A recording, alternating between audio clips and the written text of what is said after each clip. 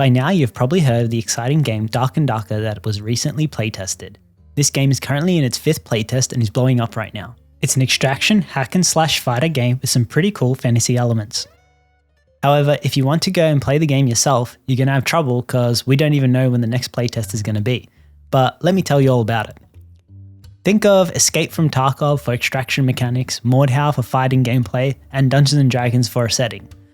In this video, we're going to break down the gameplay, why people are playing it, and why the gaming community is loving the developers. So, for gameplay, you spawn in a dungeon arena that progressively gets smaller as the dark slowly consumes the playable level.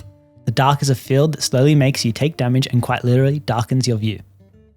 To escape, you must battle enemies and other players to fight for blue portals to extract with your loot, or the red portal to teleport you to a more difficult hell-like second dungeon.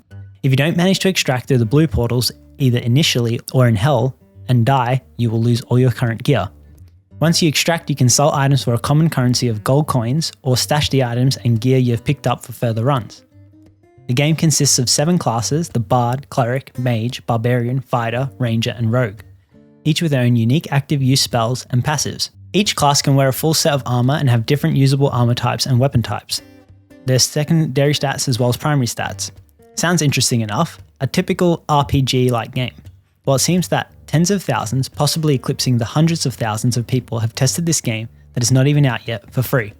So I think they might have hit the nail on the head with this one. You can play the game solo or in groups of 3, which allows you to have different compositions with the 7 class types, and some classes, like Cleric or Ranger, can have different type of weapons or playstyles, such as the Melee Ranger or Damaged Cleric with the 2-handed weapons.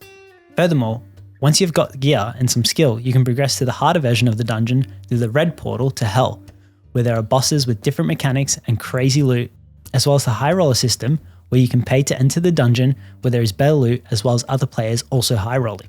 So there is quite a bit of depth and complexity to the game, outside of the game in terms of gearing, and inside of the game in terms of the skill with the hack and slash aspect.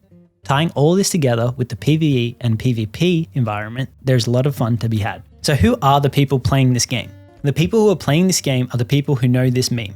Yes, the people who are still referencing Thunder Fury, Blessed Blade of the Windseeker. People who are the WoW players, the EverQuest players, the Neverwinter Nights, and the Baldur's Gate people. The people who really like their fantasy settings and slow-paced games. It seems that most games have chased that fast-paced, action-packed, lightning speed, reaction time testing playstyle, while Dark and Darker, at least to most who play it, is much more slowed down and has a strong focus on killing the enemy mobs placed in front of you, with each action needing to be very deliberate. The game is not just popular because of its mechanics, playstyle, and uniqueness, but also the large spotlight that large streamers such as Sodapoppin have given it, which has really enhanced the discoverability of the game. The game itself, as well as the development team, seems to be genuine, though it might be somewhat ironic use of the word in regards to the current legal situation the company faces. I think you've got the general gist of the game and why it is so popular. So you can see understandably that the player base are not happy with the current situation the development team faces, where large gaming company Nexon has accused Ironmace, the developer, of copyright theft, issuing cease and desist letters and requesting that the large game platform Steam remove the game from its library, which it has complied to. But out of nowhere, something that I've never seen before, Ironmace set up the servers once again, and instead of downloading the game through the gaming platform Steam, they issued statements on their Discord and Twitter for the link to download the exe file through a torrent, so that the large player base and community could once again satiate their thirst for playing this game. This coming with its own issues where some of the more younger gamers don't understand what a torrent is, and the apparent and evident DDoS attacks that were being conducted, as well as the hacking in lobbies, has caused some frustration. However, this has not had a significant effect on the player base, who once again, at the end of the playtest, are looking forward and yearning to play the game again, as its unique playstyle cannot be found in other games. Yet, I can only assume clones will pop up if the legal case continues and inhibits Ironmace from publishing or testing the game further. Unfortunately, it is my opinion that the scenario that Ironmace will retain all rights to the IP and that Nexon does not have any ground to stand on will not be the likely outcome. I think that the case lodged in South Korea will either be a strict win by Nexon, or there will be significant compromises for Ironmace to continue the development of the game. It is a fairly complicated issue, and I think many of us have a favourable perception of Ironmace due to them creating such a great game, and thus heavily lean towards them being victorious in their legal battles with Nexon. But we're just gamers and not legal experts that will be getting a nice paycheck for their services rendered. Why are we the players so charitable and favourable to Ironmace? Some would say because they are the underdog, but I think it's mostly because they are a respectable gaming development team.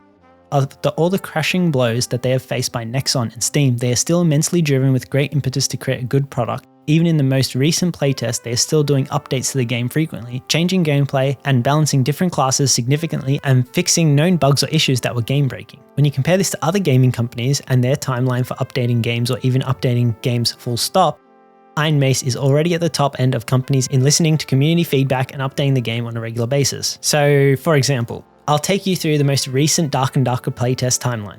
On the 15th of the 4th, they re-released their game for the 5th playtest, and not even a day later, they released a hotfix for the game, which was due to the backlash that the game devs had received in regards to their newly released map called The Ruin. They even acknowledged themselves that they felt like this map was not up to the quality that they wanted to produce for the game, and was not up to the standard that the players had expected. They acknowledged other details of lighting issues and implemented new lighting schemes, as well as continued to develop the Ruins map, and also re-released the old map that a lot of the community really appreciated and played on the previous playtest. And then 2 days later, on the 18th of the 4th, they released another playtest hotfix, which fixed a few issues that were game breaking, such as the Locust swarm damage output and monster recognition of players.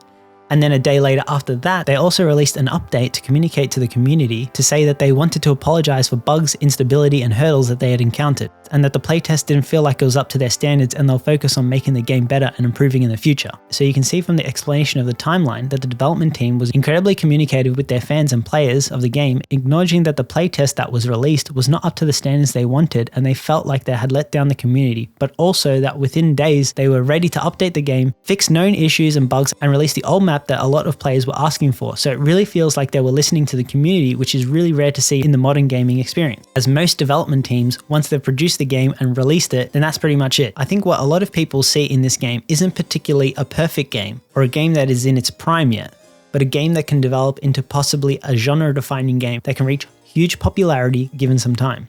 This, coupled with the fact that we know that the development team is constantly looking to improve the game and release new playtests, the community thinks that it will achieve greatness. They recognize its potential and will support it in any way they can. The current playtest, for example, introduced a whole new map and class, and we already can see a talent tree system teased in the game that is not usable yet, and there is also a hint of a new warlock class to be added. So there's great expectations on the future updates and playtests of this game and what will be introduced. My personal opinion of this playtest is that it did feel off slightly. I think it is because it was not as smooth as other playtests, as well as the additional content that was introduced, such as the Bard and the Ruins map, while brand new, seemed to be severely underplayed by a majority of the player base, as quickly players felt the Bard was gimmicky and did not bring as much to the table as other supportive classes, and the Ruins had a significant amount of issues in regards to when you can descend to the lower dungeon, the spawning areas for groups, the clusters of hostile mobs, and the lighting of the dungeon once you go lower.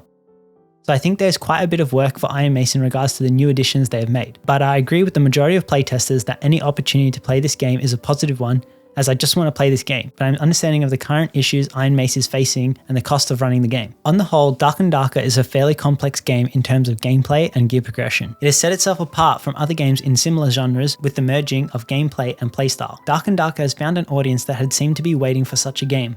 An audience that appreciates the fantasy aspect and slower playstyle. Although the developer is facing legal battles, they continue to develop, improve, and fix the game, releasing new playtests. A devoted development team that listens to community feedback, quick to release updates, and fixes bugs and issues is looked favorably upon the gaming community, as sadly this is not the norm. All these factors contribute to the thirsting voracity to play the next playtest and hope that all goes well with Ironmace. Hopefully I can make another video on Dark and Darker in the future when the next playtest begins. Don't forget to like, comment, and subscribe.